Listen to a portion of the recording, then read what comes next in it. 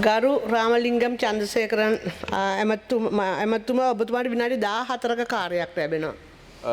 வணக்கம். நன்றி பிரதிக்குழுக்கள் தவிசாளர் அவர்களே. இன்று இடம்பெறுகின்ற இந்த விவாதம் என்பது மிகவும் ஒரு முக்கியமான விவாதம். அதனால் கஜேந்திரகுமார் பொன்னம்பலம் அவர்களும் வந்து கொண்டிருக்கிறார். அதனால் இந்த நல்ல விவாதமாக அமையும் என்று நாங்கள் நினைக்கின்றோம். விசேடமாக இன்றைக்கு எங்களுக்கு எல்லோருக்குமே தெரியும், கௌரவ ஸ்ரீதரன் அவர்களால் கொண்டு வரப்பட்ட இந்த யோசனை என்பது மிகவும் வரவேற்கக்கூடிய ஒன்று. ஏனென்றால் இன்று விசேடமாக அந்த பிரேரணையில் முன்வைக்கப்பட்டிருக்கின்ற கருத்துக்களை நாங்கள் பார்க்கின்ற பொழுது, கௌரவ பிரதிக்குழுக்கள் தவிசாளர் அவர்களே, இன்றைக்கு இலங்கையில் ஏற்பட்டிருக்கின்ற அதாவது மாற்றங்கள் தொடர்பாக மிகவும் தெளிவாக கோடிட்டு காட்டப்பட்டிருக்கின்ற ஒரு யோசனையாகவே நான் இதை கருதுகின்றேன். ஏனென்றால் எங்களுக்கு எல்லோருக்கும் தெரியும், இன்றைக்கு இந்த மனித உரிமை மீறல்கள் சம்பந்தமாக எடுத்துக்கொண்டாலும் சரி, அதிலும் விசேடமாக வடகிழக்கு பிரதேசங்கள் தமிழ் மக்கள் முகம் கொடுக்கின்ற பிரச்சனைகள் எடுத்துக்கொண்டால் நாங்கள் நினைக்கின்றோம் விசேடமாக இன்றைக்கு தமிழ் மக்களுடைய இருப்பு ஒரு கேள்விக்குறியாகி இருக்கின்றது. அப்போ அந்த இருப்பு எவ்வாறு கேள்விக்குறியாகி இருக்கின்றது என்றால், கௌரவ பிரதிக்குழுக்கள் தவிசாளர் அவர்களே, இன்றைக்கு எங்களுக்கு எல்லோருக்குமே தெரியும், தமிழ் மக்களுடைய பிரச்சனைகள் சம்பந்தமாக இது ஒரு நாள் 2 நாள் பிரச்சனை அல்ல, இது காலகாலமாக புரியோடி வந்திருக்கின்ற பிரச்சனை. அப்போ அந்த பிரச்சனையூடாக இன்றைக்கு நாங்கள் பார்க்கின்ற பொழுது, இன்றைக்கு ஒரு சிலர் கூறுகின்றது போன்று தமிழ் மக்களுக்கு இன்றைக்கு இருப்பு கேள்விக்குறியாகி இருக்கின்றது. அந்த கேள்விக்குறிக்கான காரணம் வேறு எதுவுமல்ல, தமிழ் மக்களுடைய உரிமைகள் பறிக்கப்படுகின்றது, நிலங்கள் பறிக்கப்படுகின்றது, அவர்களுடைய கலாச்சாரங்கள் மீதான அழுத்தங்கள் பிரயோகிக்கப்படுகின்றது, அவர்களுக்கான பாகுபாடுகள் தொடர்கின்றது. அவ்வாறான தொடர் ஆக வருகின்ற இந்த பாகுபாட்டின் காரணமாக இன்றைக்கு தமிழ் மக்களுடைய இருப்பு கேள்விக்குறியாகிருக்கின்றது. நாங்களும் சொல்லுகின்றோம், நானும் கூட அடிக்கடி சொல்லுகின்ற வார்த்தை தான், உண்மையிலேயே ஸ்ரீதரன் அவர்களே, தமிழ் மக்களுடைய இருப்பு கேள்விக்குறியாயிருக்கும். எவ்வாறு கேள்விக்குறியாகிருக்கின்றது என்றால் எங்களுக்கு எல்லோருக்குமே தெரியும். சிறிய உதாரணங்களோடு நான் சொல்லிவிட்டு போகலாம் என்று நினைக்கின்றேன். விசேடமாக எங்களுக்கு 1981ஆம் ஆண்டு எங்களுடைய மக்கள் தொகையினுடைய கணிப்பீட்டின்படி யாழ் மாவட்டத்தில் 8,30,000 பேர் வாழ்ந்தார்கள். அந்த நிலைமை தொடர்ந்திருக்குமாக இருந்தால் இன்றைக்கு குறைந்தது 16 லட்சத்துக்கும் 18 லட்சத்துக்கும் இடைப்பட்ட மக்கள் வாழ்ந்திருக்க வேண்டும்.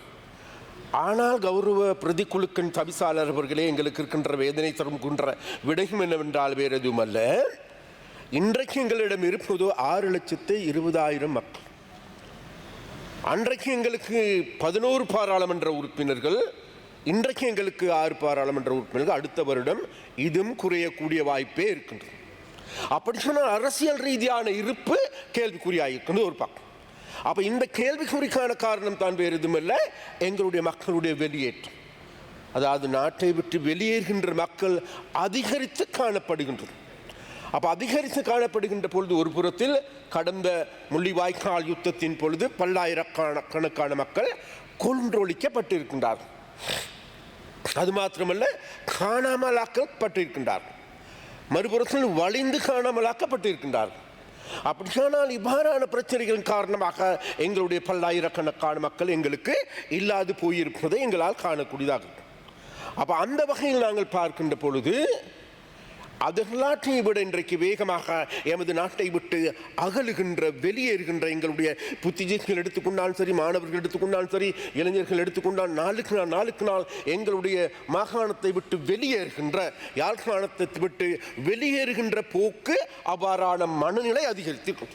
அப்போ இவ்வாறான மனநிலை அதிகரித்ததன் காரணமாக மேலும் எங்களுடைய யாழ்ப்பாணம் என்பது ஒரு காலத்தில் உண்மையிலேயே கல்வி ரீதியாக கல்வி புலமையை கொண்ட பிரதேசமாக மாகாணமாக காணப்பட்டது. ஆனால் இன்றைக்கு நாங்கள் தேடி பார்க்கின்ற பொழுது கடந்த 10 வருடங்களாக தொடர்ச்சியாக மிகவும் கல்வியிலே பின்தள்ளப்பட்ட நிலையிலேயே வந்து கொண்டிருக்கின்றது. அந்த நிலைமையின் வெளிப்பாடாக இம்முகையும் 9வது இடத்துக்கே நாங்கள் விழுந்திருக்கின்றோம். கடந்த 10 வருடங்களாக நாங்கள் பார்க்கின்ற பொழுது இதே நிலைத்தான். அப்படியானால் இன்றைக்கு எங்களுக்கு எல்லோருக்கும் தெரியும், இந்த யுத்தம் முடிந்து 15 வருடங்களுக்கு மேலாகின்றது. அப்போ இந்த 15 வருடங்களுக்கு மேலாகின்ற போது அந்த யுத்தத்தினுடைய வடுக்கள் ஆற்றப்பட்டிருக்கின்றதா என்று தேடி பார்க்கின்ற பொழுது இல்லை. அதன் காரணமாகவே இந்த பிரேரணையை முன்வைக்க வேண்டிய நிலைக்கு கௌரவ ஸ்ரீதரன் அவர்கள் தள்ளப்பட்டிருக்கின்றார். அப்படியானால் நாங்கள் விசேடமாக எங்களுக்கு எல்லோருக்குமே தெரியும், தமிழ் மக்களுடைய இருப்பு கேள்விக்குறியாகி இருக்கின்றது. மறுபுறத்து அவர்கள் வெளியேறி கொண்டிருக்கின்றார்கள். அவ்வாறான நிலைமைகள் தொடருமாக இருந்தால் நிச்சயமாக நாளைக்கு இந்த யாழ்ப்பாணத்திலே மக்கள் வாழ இல்லாத, மக்கள் இல்லாத பிரதேசமாக மாறக்கூடிய வாய்ப்பு இருக்கும். அப்போ இந்த நிலைமையில் இருந்து நாங்கள் இவர்களை எப்படி பாதுகாப்போம்? அந்த இடத்தில் தான் நாங்கள் சொல்லுகின்றோம், கௌரவ பிரதிக்குழுக்கன் தவிசாளர் அவர்களே, விசேடமாக அதன் காரணமாக இன்றைக்கு நாங்கள் வடக்குக்கான வேகமான அபிவிருத்தி வேலைகளை முன்னெடுக்கின்ற செயற்திட்டத்தை நாங்கள் முன்மொழிந்திருக்கோம். அப்போ அதனூடாக இன்றைக்கு வேகமாக பல்வேறு செயல் திட்டங்கள் முன்னெடுக்கப்படுகின்றது. அதன் வெளிப்பாடாகத்தான் விசேடமாக நாங்கள் நம்புகின்றோம். வேறு எதுவுமல்ல, இன்றைக்கு விசேடமாக தொழில்பேட்டைகள் 3 பிரதான தொழில்பேட்டைகளை உருவாக்குவதற்கான நடவடிக்கைகள் ஆரம்பமாகியிருக்கின்றது. அதில் ஒன்று காங்கேசன்துறை பிரதேசத்தில் இருக்கின்றது, மறுபுறத்தில் பரந்தனில் இருக்கின்றது, மறுபுறம் மாங்குளத்தில் செயல்படுகின்றது. அப்போ இந்த 3 செயற்பாடுகளும் முன்னெடுக்கப்படுகின்ற போது அது மாத்திரமல்ல, காங்கேசன்துறை என்பது அல்லது அந்த தொழில்பேட்டை என்பது ஒரு புறத்தில் பலாலி துறைமுகம் விஸ்தரிக்கப்படுகின்றது, மறுபுறத்தில் மயிலட்டி துறைமுகம் விஸ்தரிக்கப்படுகின்றது.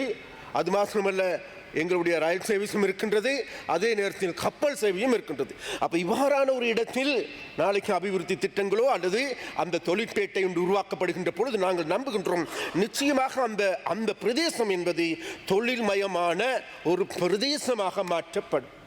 அவ்வாறு மாற்றப்படுகின்ற போது இன்றைக்கு எங்களது நாட்டை விட்டு வெளியே சென்று கொண்டிருக்கின்ற மக்கள் அல்லது எங்களுடைய நாட்டை விட்டு வெளியேறி கொண்டிருக்கிற எங்களுடைய இளைஞர்கள், மாணவர்கள் அனைவரும் நாளைக்கு இந்த நாட்டில் வாழலாம், வாழ முடியும், அவர்கள் வாழ்வதற்கான சூழல் ஒன்று ஏற்பட்டிருக்கின்றது என்ற நிலைப்பாட்டை உருவாக்க வேண்டும்.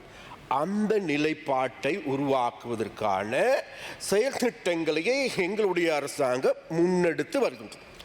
அப்போ ஒட்டுமொத்தத்தில் நான் கௌரவ பிரதிக்குழுக்கள் தவிசாளர் அவர்களே, இன்றைக்கு இல்லாது போயிருக்கின்ற, இழந்திருக்கின்ற தமிழ் மக்களுடைய இருப்பை, தமிழ் மக்களுடைய இருப்பு பாதுகாக்கப்படுமாக இருந்தால் மாத்திரமே, தமிழ் மக்கள் இலங்கையில், யாழ்ப்பாணத்தில் அல்லது வடக்கில் மக்கள் வாழ்ந்தால் மாத்திரமே இன்றைக்கு நாளைக்கு நாங்கள் சுயநிர்ணய உரிமைக்காக போராடுவதா அல்லது தனிநாட்டுக்காக போராடுவதா அல்லது எங்களுடைய மனித உரிமைகளை பாதுகாப்பதா, இவைகளுக்கு நிச்சயமாக எங்களுடைய இளைஞர்கள், எங்களுடைய பிள்ளைகள் இந்த பிரதேசத்தில் இருந்தாக வேண்டும். அப்போ முதலாவது சவால் தான் எங்களுக்கு இருந்தது. அப்படியானால் அந்த சவாலை நிறைவேற்றுகின்ற, அவர்கள் இலங்கையில் வாழுகின்ற ஒரு மனநிலையை தோற்றுவிக்க வேண்டும். அதன் அடிப்படையில் கௌரவ பிரதிக்குழுக்கள் தவிசாளர் அவர்களே, இன்றைக்கு வெளிநாட்டில் வருகின்ற டயஸ்போராக்கள், அண்மையிலும் கூட ஒரு நண்பரை சந்தித்தேன் சுவிஸில் இருந்து. அவர் சுவிஸுக்கு சென்று 23 வருடங்கள் ஆகிறது. 23 வருடங்களுக்கு பிறகு பல தடவைகள் இலங்கைக்கு வந்திருக்கின்றாராம். ஒரு முறை, இந்த முறை சொன்னார், இந்த முறை தான் நான் நிம்மதியாக இந்த நாட்டுக்கு அடியெடுத்து வைத்தேன் என்றால், இதற்கு முன்ன வருகின்ற பொழுது நான் பயத்தில், அச்சத்தில் மூழ்கியே நாங்கள் வந்திருந்தோம். ஏனென்றால் எந்த இடத்தில் என்ன நடக்கும் என்று தெரியாது என்று நாங்கள் உணர்ந்தோம் என்று கூறினார்கள். இம்முறை எடுத்துக்கொண்டால் எந்த விதமான கெடுபிடிகள் இல்லாது சுதந்திரமாக வந்தது மாத்திரமல்ல, இங்கேயே வாழலாமா, இங்கே ஏதாவது முதலீடு செய்யலாமா என்கின்ற மனநிலைக்கு இன்றைக்கு அவர்கள் வந்திருக்கிறார். அந்த வகையில் கௌரவ பிரதிக்குழுக்கள் தவிசாளர் அவர்களே, முதலில் நாங்கள் செய்கின்ற வேலை என்னவென்றால், எங்களுடைய அரசாங்கம் ஆட்சி பீடமேறி 10 மாதங்கள் ஆகின்றது உண்மை. அந்த 10 மாதங்களில் நாங்கள் கடந்த காலங்களில் வாக்குறுதியாக அளித்த பல்வேறு செயற்பாடுகள் இருக்கின்றது. அந்த வாக்குறுதிகள் விசேடமாக தமிழ் மக்களுக்கு அளித்த வாக்குறுதிகள் இருக்கின்றது. அந்த தமிழ் மக்களுக்கு அளித்த வாக்குறுதிகள் நாங்கள் மறக்கவில்லை, மறுக்கவும் இல்லை. நிச்சயமாக அவைகளை நடைமுறைப்படுத்துவோம். அவர்களுக்கு அளித்த வாக்குறுதிகள், பிரதான வாக்குறுதிதான் அவருடைய காணிகள் விடுவிக்கப்பட வேண்டும். மாற்று கருத்துக்கிடமில்லை. இந்த பாராளுமன்றத்தில் இன்றும் நாங்கள் சொல்லுகின்றோம், தமிழ் மக்களுக்கு சொந்தமான காணிகள் படிப்படியாக கூடிய சீக்கிரத்தில் விடுவிக்கப்படும்.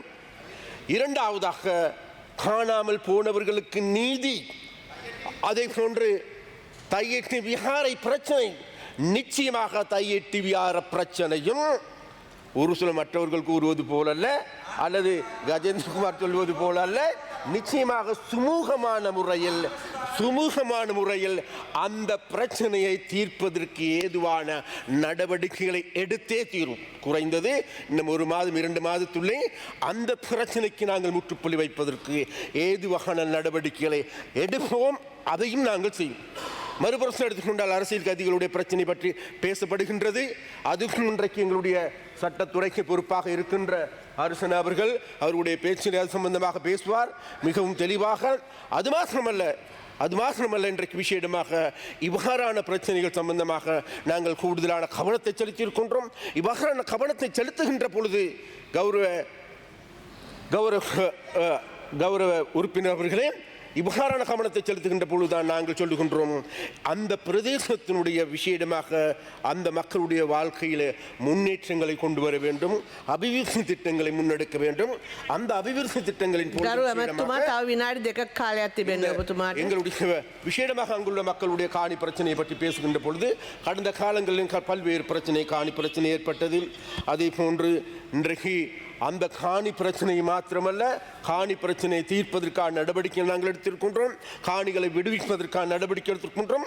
37 வருடங்களாக மூடப்பட்டிருந்த பாலாகாலி துறைமுகத்தை மீண்டும் மக்களுக்கு வழங்கியிருக்கின்றோம். அது மாத்திரமல்ல, அங்கு இருக்கின்ற பல்வேறு உட்கட்டமைப்புகளை செய்வதற்கான நடவடிக்கை நாங்கள் எடுத்திருக்கின்றோம். அது மாத்திரமல்ல, கடவுச்சீட்டு பாஸ்போர்ட்டுக்கான இது நாள் வரைக்கும் யாழ்ப்பாணத்திலிருந்து கொழும்புக்கு வர வேண்டும் மனுவர்களே, அதை இன்றைக்கு மாற்றி எதிர்வரும் 1ஆம் தேதி யாழ்ப்பாணத்தில் அதை திறந்து வைப்பதற்கான நடவடிக்கை நாங்கள் முன்னெடுத்திருக்கின்றோம். அது மாத்திரமல்ல, மயிலட்சி துறைமுகம் அர்ஜுனா மற்ற இடங்களை கொண்டு போனார். அதாவது அது நடக்க போகிறது இல்லை. இந்த மாதம் 1ஆம் தேதி அதுக்கான அடிக்கல் நாட்டு விழா செய்ய போகிறோம். 280 மில்லியன் ரூபாய் அதற்கான ஒதுக்கீடு நாங்கள் செய்திருக்கின்றோம். அது மாத்திரமல்ல, உங்களோட குறிக்கட்டுவான் அதைக்கும் வேலையை ஆரம்பிக்க போகின்றோம். அது மாத்திரமல்ல இன்றைக்கு எங்களுடைய லைப்ரரி எரித்தார்கள். அன்றைக்கு எரித்தவர்களோடு இன்னைக்கு கரங்கோர்த்து கொண்டு இருக்கின்றீர்கள். இருந்தாலும் அன்றைக்கு எங்களுக்கு தெரியும் 1981ஆம் ஆண்டு கௌரவ பிரதிகுல்கன் தவிசாளர்களே 87,000 புத்தகங்களை கொளுத்திய 97,000 புத்தகங்களை கொளுத்திய பாவித்தனமான நடவடிக்கைகள் எடுத்தவர்கள். அது சம்பந்தமாக தாங்களுடைய கரிசனையாக அந்த மக்களுடைய அந்த பிரச்சனையை விளங்கி கொண்டு, அந்த மக்களுடைய வேதனையை விளங்கி கொண்டு பேசினார்களா என்பது தெரியாது. இருந்த போதிலும் கூட அனுர்குமார் நாயக் அவர்கள் நிச்சயமாக அதற்கான செயற்பாடுகளை முன்னெடுக்கின்றன. எதிர்வரும் 1ஆம் தேதி அதையும் நாங்கள் திறந்து வைப்பதற்கு ஏதுவான நடவடிக்கை எடுக்கப் போகின்றோம். அதே போன்று பலாலி துறைமுகம் இன்றைக்கு நவீன துறைமுகமாக, சர்வதேச துறைமுகமாக மாற்றப்பட போகின்றது. அவ்வாறு அனைத்து நடவடிக்கைகள் முன்னெடுப்பதன் மூலமாகவே மக்கள் நிம்மதியாக சுதந்திரமாக நடமாட முடியும் என்று நாங்கள் நம்புகிறோம். அவ்வாறு மக்கள் சுதந்திரமாக நடமாடக்கூடிய சூழ்நிலை ஏற்பட்டாலே நாட்டில் மனித உரிமை பாதுகாக்கப்படும் என்று, அந்த வகையில் இந்த நாட்டில் இருக்கின்ற மக்கள் மீது, இளைஞர்கள் மீது எந்த ஒரு ஒடுக்குமுறையும் கட்டவிழ்த்து விடாது. கடந்த காலங்களில் ஒடுக்குமுறைக்கு எதிர்கொண்டவர்கள், கடந்த காலங்களில் சிறையில் இருந்தவர்கள் என்ற அடிப்படையில், கடந்த கால சித்திரவதைகளை அனுபவித்தவர்கள் என்ற அடிப்படையில் நிச்சயமாக எதிர்வரும் எங்களுடைய ஆட்சியிலே ஒரு சில சம்பவங்கள் அங்கிங்கு தவறுதலாக இடம்பெறலாம். இருந்த போல அவைகளையும் கூட எதிர்வரும் காலங்கள் நிறுத்தி மக்களுக்கு நீதியான ஒரு தேசத்தை, ஒரு நிம்மதியான வாழ்க்கையை, ஒரு அழகான வாழ்க்கையை பெற்றுக் கொடுப்பதற்காக நாங்கள் செயற்படுவோம் என்று கூறிக்கொண்டு விடைபெறுகின்றேன். நன்றி, வணக்கம்.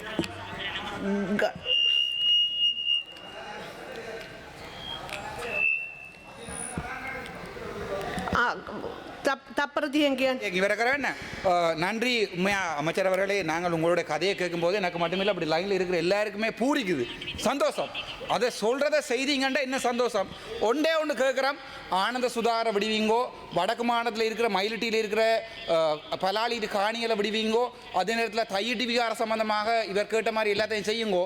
எதிர்கட்சியில் நாங்கள் இருக்காமல் போயிடுவோம். நாங்கள் உங்களோட இருக்கிறோம், we are ready. பட் எங்களுடைய අවසන් කරන්න. நீங்க செய்யற மாட்டீங்கன்றா எங்களோட பிரச்சனை. நன்றி.